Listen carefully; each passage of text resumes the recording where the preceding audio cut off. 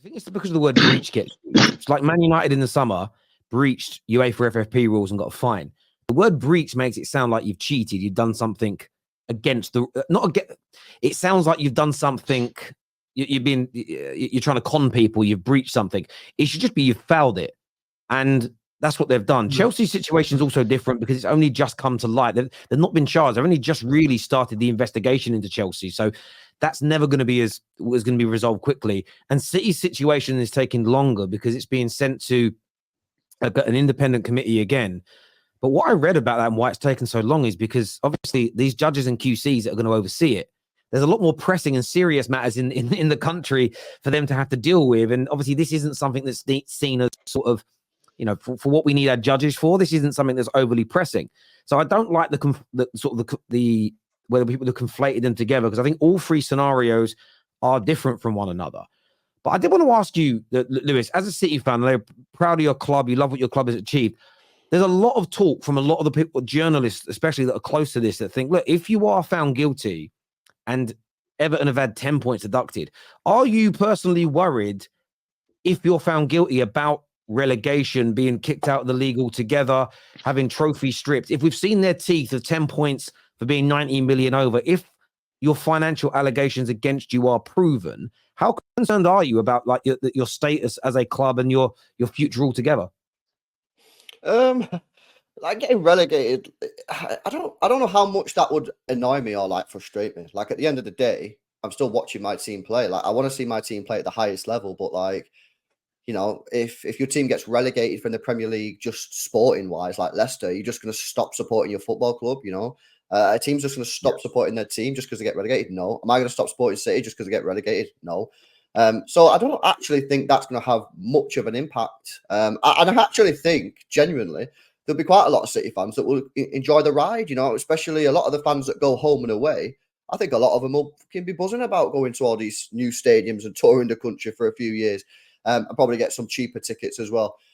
So I ain't really like that fussed about it. Like obviously I don't want it to happen, and it's going to be serious if it gets proven guilty. But listen, the allegations that they're making are very strong, and like Mo said, City are saying they're innocent. This is not the same as Everton. This is City are saying they're innocent and that they have indisputable evidence to prove that. So we'll have to see what happens with the thing. It's going to take a while. There are some people that don't really understand why Everton's case has been done so quick and City's hasn't, because they're unable to understand that someone saying, yes, I did the crime, maybe a little bit quicker than another criminal with 115 charges saying I didn't do the crime might take longer. But obviously we just got to allow them people to be them.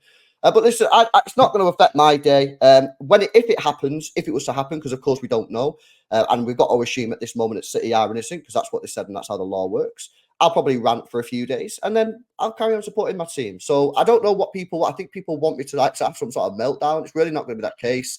We'll just see what happens. But it's going to. Would you be happy with your owners though, if that is proven that they cooked the books, that they paid people under the table, whatever charges?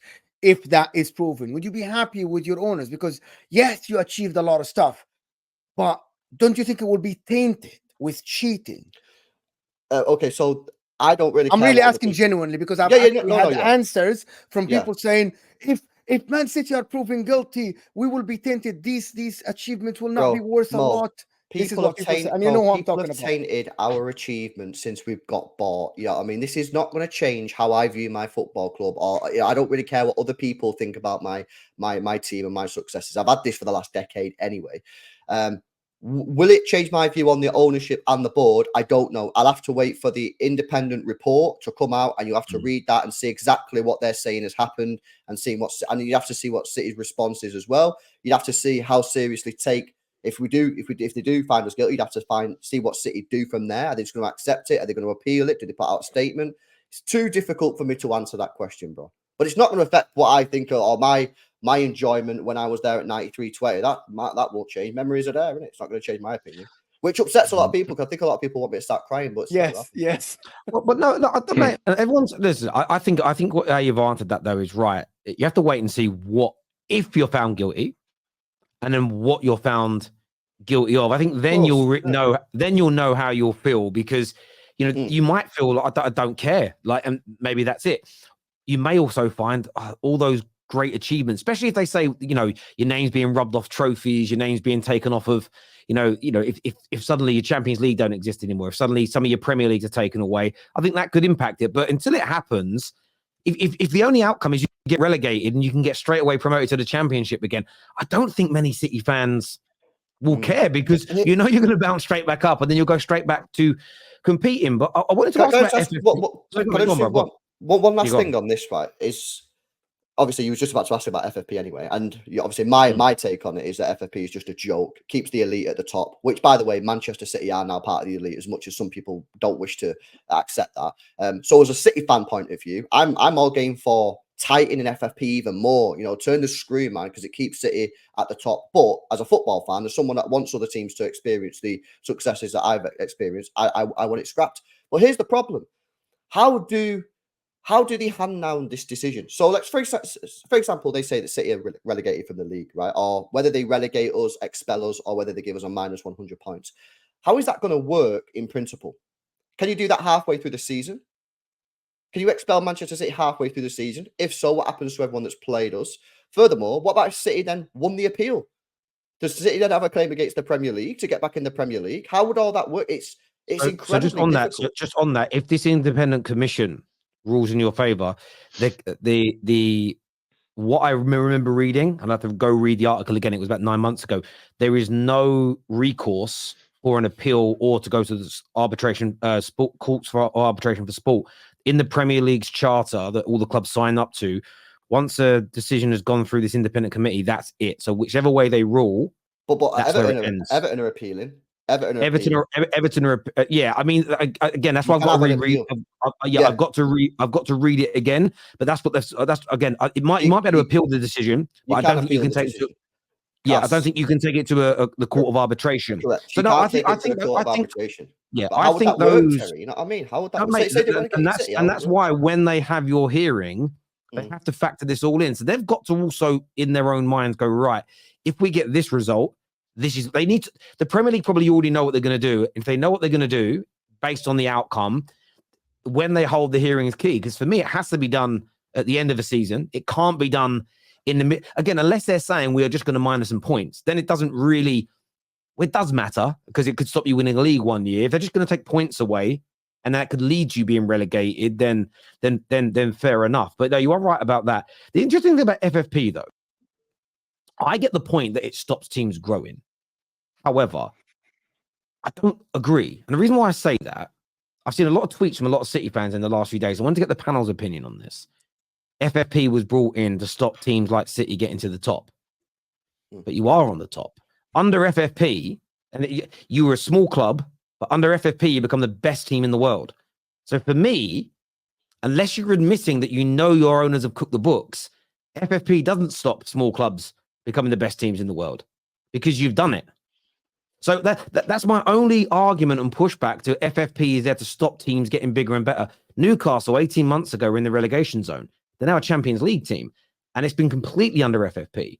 I think if you have good owners that are willing to invest and are willing to work with, and listen, we all know that all these billionaire owners know a lot of other rich people, bring in sponsors, and they're committed to the club, I think you can grow and get yourself up to the top.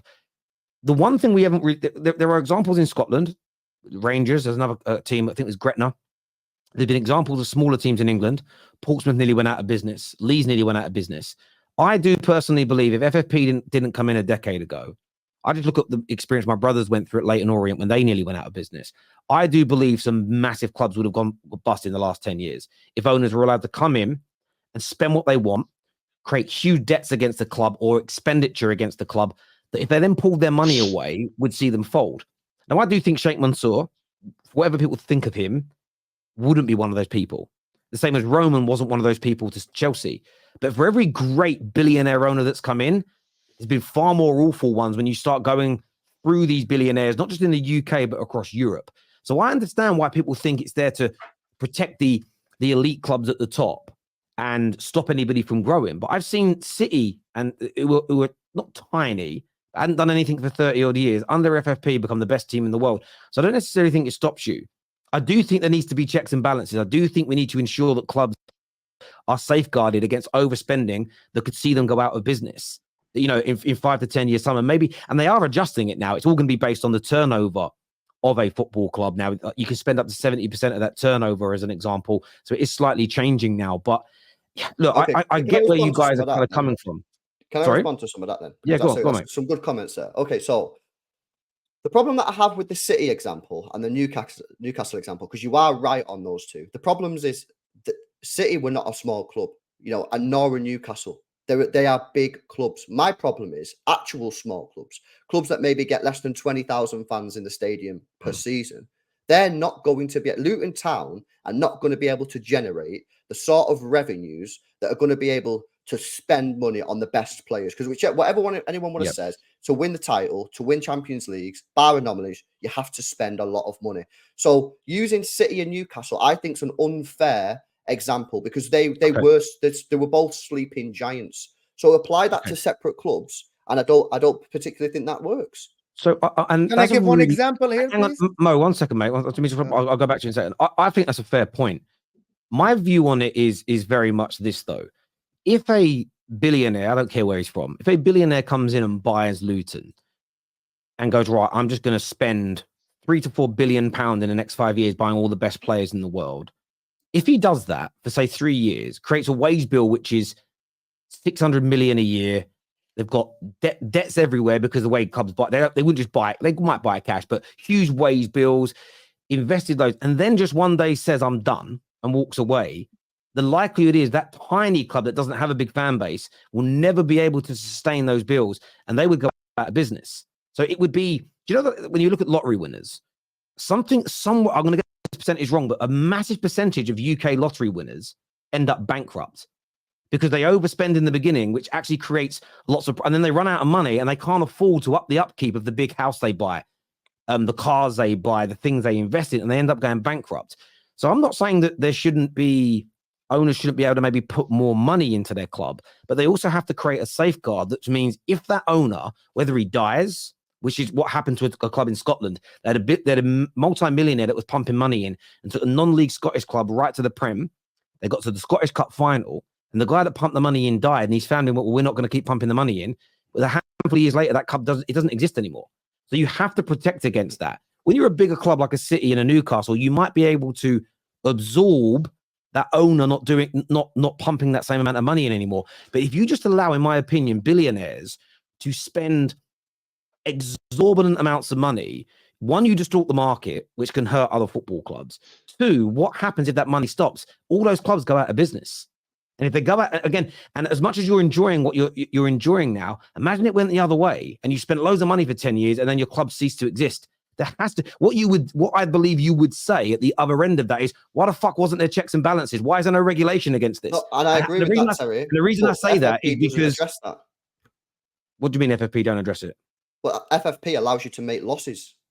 So you could, so you don't have to have a billionaire that comes in and spends. It allows you to make losses, but it stops owners from being able to pump, for instance, the UEFA one anyway. You can't pump more than £100 million into your club every 3 years towards transfers, as an example. You can pump money in for stadiums and other areas, but it limits how much they can pump in. The reason they do that is because if owners could do whatever they wanted, they could go, right, there's 200 million for Mbappe. He doesn't really want to play for Luton, but what we'll do, we're going to pay him £6 million a week in salaries. Imagine then that billionaire dies. How the hell could Luton now afford to pay that 5-year contract at £6 billion? They go out of business. I agree, but you can say the same about any championship club. Most championship clubs lose money every year and therefore are funded by their owners. So not all these clubs have got, Mbappe's at the football club. A lot of these clubs are funded by the owner. If the owner just suddenly stops putting money in, guess what? They're going to go bankrupt. FFP does not address the concern that you're raising. And by the way, I completely agree with what you're raising. I just think FFP doesn't address that in the slightest because it doesn't. It allows your club to make losses. So I agree that it still needs reform. So I'm not here saying that FFP is perfect. I like what they're moving it towards, which is you're only allowed to spend up to 70% of your club's turnover on players, agent fees. That for me is always, do you know why that's always been the way? Because net spend isn't real. What clubs actually do is they have an amount of their turnover they limit. So it's always been between 60 and 70%. Man United now spend the same amount of money on player expenditure as it did 30 years ago. We've always spent about 65% of our income. It's obviously our income's got bigger, so we spend more. That's a better way of doing it because it should create less losses. I totally get what you're saying about the championship clubs, they lose money. The difference is this, though. The amount of money those clubs lose is a lot to you and I, but there are so many people in the world that can pick up the tab for that if they have to sell. If you start having like unlimited spending and you suddenly have a wage bill of 500 million, there's a finite amount of people that could ever save those clubs from going out of business. So I still think they've got to do a lot more work. I said for years, I don't think we protect the pyramid enough in football. I still think more needs to be done for the smaller clubs in the lower leagues. I know a lot of people especially people that are outside the UK, just love the Prem. I'm someone that cares about the overall pyramid of English football because I think it's very, very important. So I do think more needs to be done in that regard. But I do think that it's sensible to have checks and balances in places that stop clubs from going. And just watching what my brothers went through with Orient, and they were so lucky they got saved, ironically, by Dunkin' Donuts right at the end. They nearly went out of business. And the way it basically happened is a billionaire bought them off of Eddie and the Earns and Matchroom. And basically said, this guy was worth about 7 billion. He was richer than Abramovich at the time. Said, I'm making you a Champions League club in the next decade. The guy suddenly put like championship players into this League One team, was paying 20 grand a week. No, like stupid amounts of money. And after like a year, he got bored. Sold and loaned out all the players and then told the manager you can only pay the academy players. Wouldn't let him play any of the established guys because they didn't want to pay their wages. They got relegated year after year, ended outside of league football, and they were on the brink of going bust. So I've seen it happen. And the only reason I believe we haven't had it happen to a giant club in England, one, the Premier League generates a lot of money, and two, because FFP came in, I do think somebody would have been destroyed by now. But it's one of those things. We don't have the... What would we rather see? Would it happen or wouldn't it? Because we've got FFP, or would we rather react and put something like FFP in place after the fact, watching a Man United or a Liverpool or an Arsenal or an Aston Villa go out of business and wipe? For me, I think it's right to have it. However, I do sort of think there needs to be reform within, like you said, there will be 100%. I'm not saying it's perfect at all. Terry, who is qualified enough to regulate football? Oh, lots of people. I don't know who exactly they are, but you know, it depends on what element of football you're looking at. Let's go to some of these.